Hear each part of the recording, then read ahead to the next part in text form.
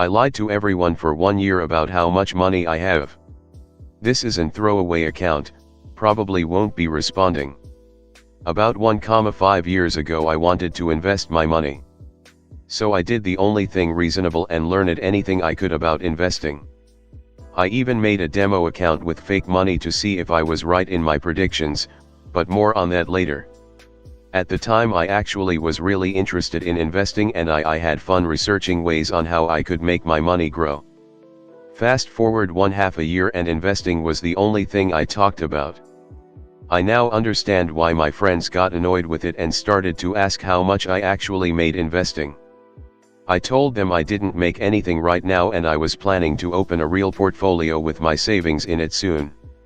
Now I am genuinely a calm guy who doesn't get pissed off easily, but when I hear the same question every 1/2 hour for 8 hours straight for 2 weeks I will lose it. I also noticed it became kind of a joke and people would ask me how much I made from investing just to drive me insane. At least that's how it felt. One day I decided to buy an option on the demo account, and just to keep it really short, options are high risk high return bets on a stock's price on a certain point in time. Since it was a demo account I said fuck it and bought 2K of my 12K portfolio on an Amazon call EXP in 1 week, something I would never do with real life money. I can't stress enough how much of a gamble this was. Somehow this gamble paid out and my entire portfolio was now worth 23K in fake money. Honestly I felt really good, although I knew it was all sheer luck and it didn't affect me really. The next day after I closed my position, one of my close friends comes up to me and asks if I would ever invest any money. I still felt really entitled from yesterday and thought what would happen if I lied and said this fake demo account was real and I made 11K overnight. I guess I let myself go, told him exactly that. He then asked me to show him and I opened my account and his jaw dropped seeing my return. He congratulated me and showed a lot of other friends who were close by. When asked what I would do with all that money, I said I would reinvest into something safer and not spend it, just so no one would get ideas and ask me for money. At the time it felt good, really good. A lot of people started talking to me and everybody seemed really nice. Looking back now I feel terrible. This lie has been on me the day I told it, and it has been going on for a year now without anyone noticing. Yes, there were some close calls, however nothing big to raise suspicion. I feel bad, and I lost the joy of learning ever since. Everything became boring. I feel like I cheated on everybody. This was the first and hopefully the only time I will ever have to say I am richer than I am.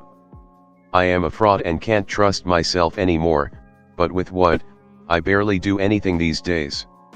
I lay most of my free time in bed watching nonsense. I never even invested a single penny. If you got this far, thank you. I just felt like I had to get this out. Maybe I can finally change now. The time I was desperate to pay rent and stole from work. Statute of limitations on this one is up, so I feel safe confessing it. Still going to be vague enough that it could be anyone and anywhere though. At the time I was living with an emotionally abusive ex who often refused to work. We had rent of $1,500 a month, was supposed to be $1,200, but they hit us with a lot of fees we weren't told about before signing the lease, too ignorant at the time to know what to do, so we suffered for a year. We were constantly just barely paying rent on time. Constantly having to borrow and pay back family. I had to ask people to pay me back money I had forgotten about for over a year because I was desperate. We were barely able to eat, which was compounded by my ex randomly deciding he didn't deserve to eat and refusing to eat the food I bought for him until it went bad. He would only eat if I cooked is the real reason. And if I cooked and saved leftovers for myself, he would eat those because I wasn't, so I also had to budget one fast food meal in for me when at work because sometimes I wasn't able to eat at home due to this. I was already stealing food at Walmart, the dollar store and the grocery store.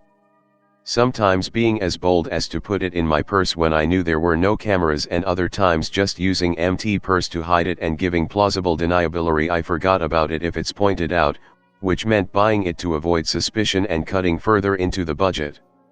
It was at such a dire state I usually withdrew my paychecks in cash and set aside the rent money and would obsessively count and recount it daily to see how much more we needed on my next check, and doing what I could to try to take overtime and make more than that so we could eat too.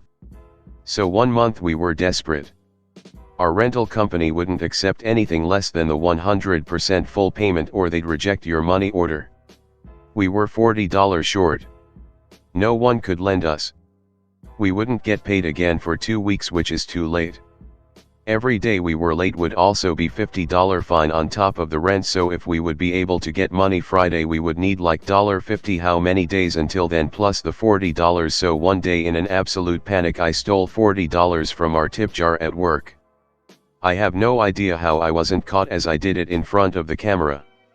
It was near the holidays and people were tipping us well, so it just took secretly pocketing $2.20s.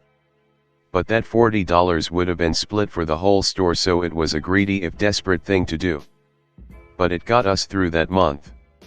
Once our lease was up we were able to move somewhere cheaper and I felt brave enough to dump my loser ex. I'm in a better situation now and haven't stolen anything at all since then. I only got caught once during this period and they let me go with a warning once I paid for the item. But I could have thrown my whole life away for a desperate moment.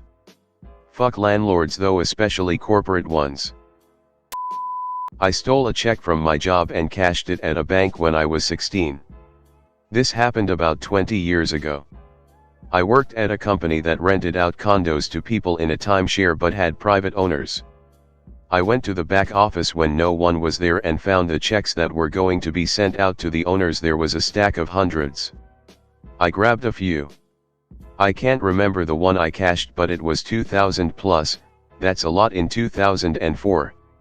The local bank is where the checks are from and I cashed my work check there and they never asked for ID. So I went to the drive-through, put the check in with no ID, I got a thank you, have a nice day, and a few thousand sent back. Looking back I can't believe I did that and can't believe I didn't get caught. The owner had to have got no check that month and called and saw it was cashed. I'm not sure, but that probably would have been a serious crime if I got caught. All I know is I almost did it again. I had a few checks but never did it again, thankfully. I stole the donations made to our company and I don't know if I should keep it or not. My mom died a year ago from breast cancer and my dad basically left me to care for my younger siblings. I live paycheck to paycheck and my credit card bank already hired a collections agency to call me every day. I'm still in a huge debt due to my mom's cancer treatments for 2 years. I'm a few $100s lacking for our rent, but I seriously only have around $20 in my name. I'm desperate and don't know what to do. We don't have any relatives or friends that could help us. Recently, our company hosted a donation drive for Christmas and I received around $200, enough to get me and my siblings through. I have it with me right now, but I'm still debating if I should use it or not. The company won't be able to track it because these were all given to me anonymously in cash, but I still feel bad. I know it would help my family so much, but I can't stomach thinking that if my mom could see me right now doing what I'm doing, she'd be disgusted of me. Edit. Each employee is responsible of collecting the donations and I was able to collect the $200.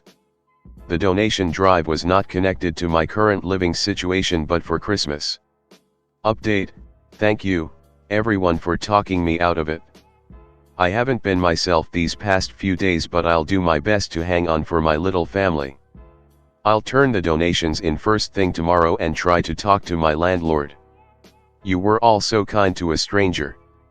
I never knew how much I needed it until now. Thanks for watching. Hope you enjoyed. Like and subscribe for more.